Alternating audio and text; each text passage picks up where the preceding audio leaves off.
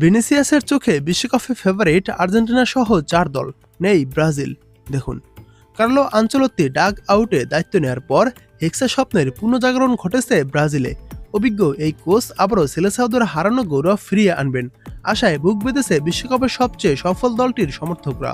যুক্তরাষ্ট্র, মেক্সিকো ও কানাডায় অনুষ্ঠিত বিশ্বকাপ নিয়ে যখন নতুন করে স্বপ্ন বুনতে শুরু করেছে ব্রাজিল, তখন দলটির তারকা ফুটবলার ভিনিসিয়াস জুনিয়রের কথায় খানিকটা মন খারাপ হতে পারে ভক্ত সমর্থকদের।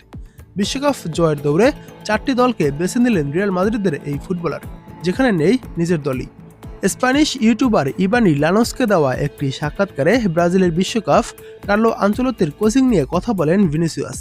ব্রাজিলের কোচ আনচেলত্তিকে দাদা সম্বোধন করা রিয়ালের তারকা উইঙ্গার জোর গলায় বলেন, আনচেলত্তি ব্রাজিলকে 6বার বিশ্ব চ্যাম্পিয়ন করতে সাহায্য করতে সক্ষম। তিনি বলেন, জাতীয় দলে আনচেলত্তি থাকা পুরোপুরি ভিন্ন অভিজ্ঞতা।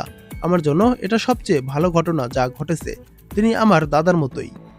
অবশ্য বিশ্বকাপে ব্রাজিলকে ফেভারিট হিসেবে রাখছেন না ভিনিসিয়াস। তিনি বলেন, বিশ্বে কিছু চমৎকার দল আছে, তবে আমি পর্তুগাল, স্পেন, ফ্রান্স এবং আর্জেন্টিনাকে নিয়ে মুগ্ধ। আমি মনে করি এই 4টি দলের সেরা লাইন আপ আছে। তারা দীর্ঘ সময় ধরে একসঙ্গে খেলছে। শেষ বিশ্বকাপের পর খুব কম পরিবর্তন এসেছে এবং সেটাই বড় পার্থক্য তৈরি করছে।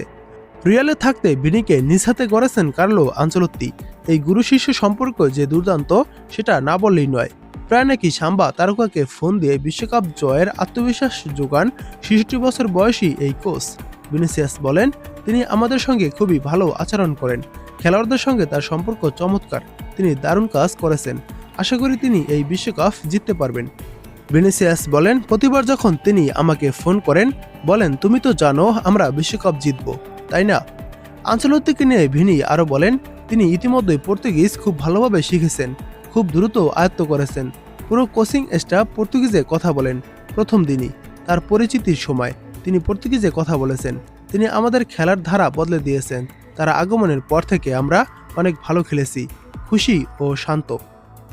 আনচেলত্তিকে পেয়ে যে আবারও স্বপ্ন দেখতে শুরু করেছে ব্রাজিল, সেটা শোনা গেল ভিনিসিয়াসের কণ্ঠেও। তিনি বলেন, আমাদের প্রয়োজনীয় প্রশান্তি নিয়ে আসেন। ব্রাজিল সবসময় উত্তেজনা থাকে, কারণ এতদিন আমরা বিশ্বকাপ জিতেনি। সমর্থকরা আবার জেতার আশা রাখে। ব্রাজিলের বিশ্বকাপ একেবারে আলাদা। স্কুল নেই, কাজ নেই, কিছুই চলে না, পুরো দেশ থেমে যায়। আগামী 12 জুন থেকে শুরু হতে যাওয়া বিশ্বকাপে সি গ্রুপে আছে ব্রাজিল। গ্রুপ পর্বে 5বারদের বিশ্ব চ্যাম্পিয়নদের প্রতিপক্ষ হাইতি, স্কটল্যান্ড ও মরক্কো। এর আগে মার্চ ও এপ্রিলের শুরুতে ফ্রান্স ও ক্রোয়েশিয়ার বিপক্ষে 2টি প্রীতি ম্যাচ খেলবে ব্রাজিল।